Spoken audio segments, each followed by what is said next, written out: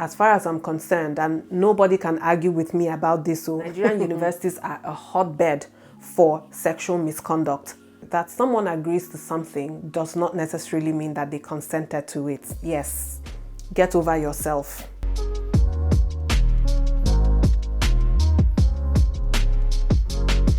Welcome back to my channel. Oh my goodness. I have been sitting down here trying to make a video for hours. I have lost count of how many takes I have had already on this video. So hopefully this is the final one and it comes out right, because I am getting tired. I hope life is treating you kind, you're staying safe, you're well, and all of that good stuff. Thank you so much for all of your love from my previous video where I talked about some of the things that I got up to in the month of February, especially the Consent Matters workshop that I deliver to first-year students as part of what I do as a social worker. So I only thought it was right that I bring some of that conversation on here as well, because it happens to be one of the sorts of content or the things that I would like to continue to discuss on here going forward. Okay, so it's not only just going to be about social work education or immigration related videos. Part of the reason why I wanted to have a YouTube channel was to be, to have a platform where I could lend my voice to some of these issues that I feel really passionate about. Okay, so in this video, I want to talk about consent because I believe it is one part of a much bigger issue, okay, that also needs to be discussed, or that needs for the conversation around it to continue, okay? And even beyond conversation, obviously, we are looking for action. We're looking for change to happen. But as with all meaningful change, it would usually start with discussing. And please, guys, I want you to feel free to drop your comments in the comment section, okay? Things that resonate with you as I discuss this subject matter today, please leave it in the comment section. So when you think about consent, what comes to mind? When I think about sexual consent, lots of things come to mind, like a lot of things. But for the purpose of this video, I'm going to try to contain myself because I do not want to go off on a rant or start rambling, because I feel like when you start talking about social issues, it's a tricky thing to stay on track, because one social issue links into another, that links into another and into another. There are lots of rabbit holes that you can kind of fall into and veer off on a tangent. Okay, so I am going to try my best to stay on track in this video, but I acknowledge that there are lots of other things connected to sexual consent. When I think about sexual consent, a lot of other themes pop up in my head, and so I'm just going to mention a few. Sexual misconduct as a whole, which encompasses sexual harassment, sexual assault, sexual violence. I think about rape culture. I think about the socialization that we have received into society. I think about our culture, like our cultural upbringing. I think about social structures. I think about systemic structures. There's lots of things that I think about. But yeah, that's why I asked that question at the beginning. Like, when you think about consent, especially sexual consent, what are some of the things that come into mind for you? So please drop that in the comment section. So sexual consent is something that is important, and I feel like it's kind of sad in a sense that we still have to talk about these things in this day and age. It would seem like something that is common sense knowledge and which people should have common sense knowledge about.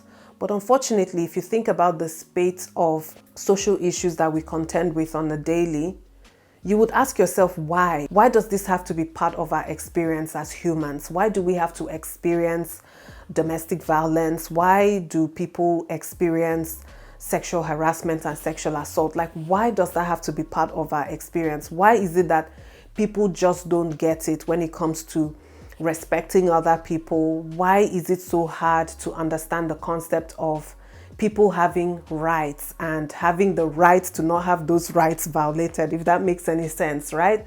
So yeah, that's the part that makes me sad about having this conversation, the fact that it is necessary to even have this conversation in the first place. For someone like me, for instance, who comes from Nigeria, hardly a week goes by that there isn't an issue that is somehow related to sexual consent and things like that. When you hear about underaged children getting raped or getting sexually assaulted by the adults that are supposed to be looking after them, adults in a position of care over them, when you think about all the times that people in power abuse their power and sexually harass or sexually assault other people, those are the reasons why it just makes me really, really passionate about wanting to further these conversations. But beyond that, like I said, effect some kind of change. What I am hoping for is that this video sparks some reflection with you, some reflection that probably you would be able to take back to your own social circle and continue that discussion there, so that it also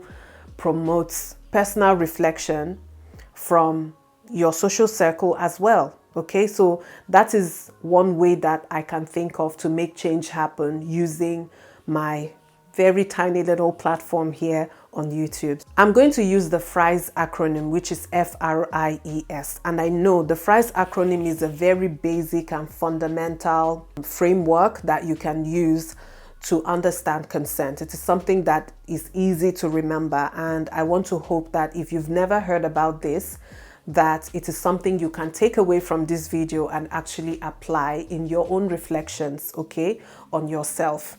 Before I go ahead, I just want to acknowledge that anyone can experience sexual harassment or sexual assault. This is a problem that cuts across every class in society, cuts across, the gender spectrum, sexuality spectrum, neurodiversity spectrum. It cuts across all the different levels of society and all the different ways that we identify ourselves as humans, okay? But having said that, I am also going to state a true fact here. Majority of people who experience sexual violence the world over are women. And the majority of people who perpetrate these things are men. Men also experience sexual harassment and sexual assault.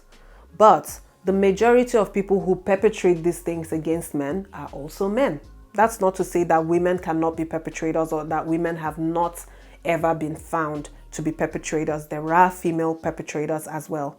But I just needed to make that fact clear because it's going to kind of set the tone and the foundation for some of the things I'm going to be saying later. Okay? So I was talking about FRIES. FRIES is FRIES. F stands for freely given. R is reversible. I is informed. E is enthusiastic, and S is specific. So consent, at the very least, has to be freely given. If it's not freely given, then we can't even start to talk about consent, right? So it has to be freely given. R means reversible. It means that at any time, okay, during an action that has been initiated earlier and people gave consent for it to start at the very beginning, but at some point, if people get uncomfortable and they do not want to continue, if one party in that equation gets uncomfortable for whatever reason and does not want to continue, they can reverse their consent. The ability to say no should come with an assurance that there's not going to be a consequence for saying no. Okay? And that is why I feel freely given and reversible kind of tie into each other.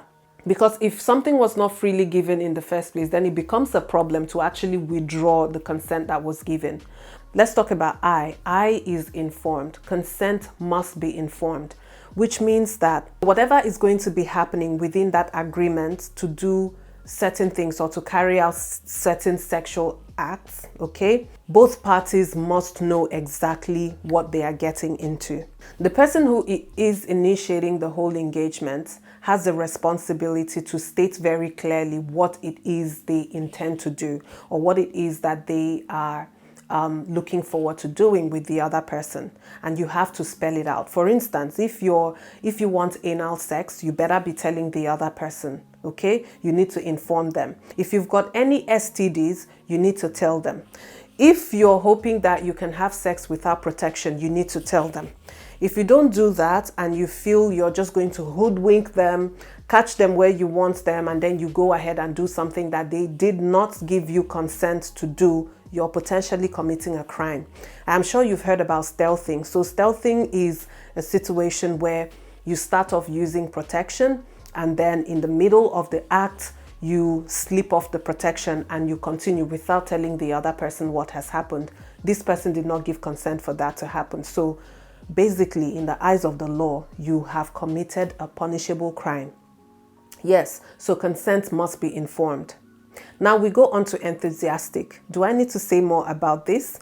This is where you want to be paying attention to all the verbal and physical cues in transacting consent. If someone is saying yes, but their body language suggests a no, you go close to touch them and they are flinching, they are turning away from you, or you have asked if they want to do something with you. Maybe it doesn't even have to be sex. Maybe you just want to kiss them and they go, okay, or they start giving you excuses.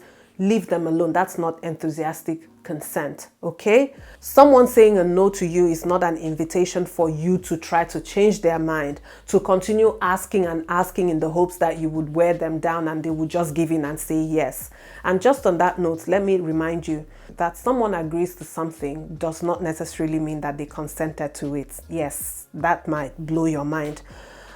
And at this point, I want you to think about some situations where you feel like what I just said about people agreeing but yet not giving consent might come into play. You know what comes to mind when I think about this? All those times that in Nigerian universities, you hear people who would say things like, oh, the lecturer asked you to have sex with them. Why didn't you say no? Why did you go on and have sex with them? Oh, you're not the only person in the class. So I am sure you could have resisted, or I am sure you could have said no. Why didn't you pray about it? In another video, I am going to talk about power because like I said, when I think about sex and sexual consent, there's lots of things that pop into my head. But for the purpose of this video and for the purpose of not going off on a tangent, I am going to stick to the topic. But I hopefully will make more videos where we get down to the basics and the structures around some of these issues and why some of these issues are so pervasive in society today, okay? So going back to what I said about consent being enthusiastic, physical and verbal cues have to match. I was talking about the analogy using what happens in Nigerian universities because as far as I'm concerned, and nobody can argue with me about this, so Nigerian universities are a hotbed for sexual misconduct. And that is an umbrella term for sexual harassment and sexual assault. Nigerian universities are a hotbed for that problem. I have seen where people have been judged, okay, for decisions that they made under duress, decisions that they made in situations where they feared that there would be consequences for saying no. So think about the balance of power between a lecturer and a student before you go ahead to condemn a student for what they've done. I'm going to leave it there. And even if someone was saying, oh, yes, let's go have sex, okay? But you can sense any kind of reluctance in their response. Maybe it's a yes that has come after several occasions of you trying to coerce them. There's something called sexual coercion, okay? Maybe that yes, which you call an enthusiastic yes, has come after a bout of sexual coercion. It is not a yes, it is not consent. And in saner climes, you will be facing some jail time, yeah. And I will speak about the last one, which is S, specific. Consent should be specific, and I think I have touched a little bit on that. But what it means for consent to be specific is that if someone has consented to a specific act, it is not an automatic consent that applies to every other act that you might think would be a natural progression of things, okay? So if you've started making out with someone on the couch, it does not necessarily mean that it must end in sex, okay? Someone can say yes to kissing, but yet does not want to have sex. You have no entitlement to push for it if they do not want to consent to having sex. They are okay with the kissing, they don't want to have sex with you. Get over yourself, okay? Get over yourself. You're not entitled to another person's yes. You're not entitled to their bodies. You're not entitled to whatever sexual pleasure you think you can get from them. They are not in your lives to make sure that all your sexual fantasies are fulfilled. You don't have that right over anybody, okay? And like I said, that sense of entitlement needs to be killed, like kill it immediately. So that's what specific means. Consenting to one act does not mean you've consented to every single activity that you think should be part of that initial activity that you initiated. And that is it about consent. There is a video, we call it the T video. Some of you might have seen that video, but I'm going to put a link in the description box, and I will highly, highly encourage you to see that video if you haven't seen it yet. So it's a video that is an analogy of consent, sexual consent, using making someone a cup of tea. So I would highly encourage you to see that video if you haven't already seen it, okay? Like I said, I'm going to leave a link in the description. And on that note, guys, that is it. I just wanted to come on here and talk about consent, but I want you to look forward to subsequent videos that will be coming soon, where we are going to unpack some of those structures around sexual violence and why it is such a pervasive thing, okay, in our society today. So we're going to talk about power. We're going to talk about gendered violence. We're going to talk about rape culture, all those things, okay? So stay tuned for that. And just before you go, remember to subscribe if you haven't already done so. And at the very least, give this video a thumbs up, because this is a message that needs to go wider, and you giving this video a thumbs up will help that message to be pushed even wider by YouTube. Yes. I'll see you again in my next video, guys. And until then, please continue to stay safe. Bye-bye.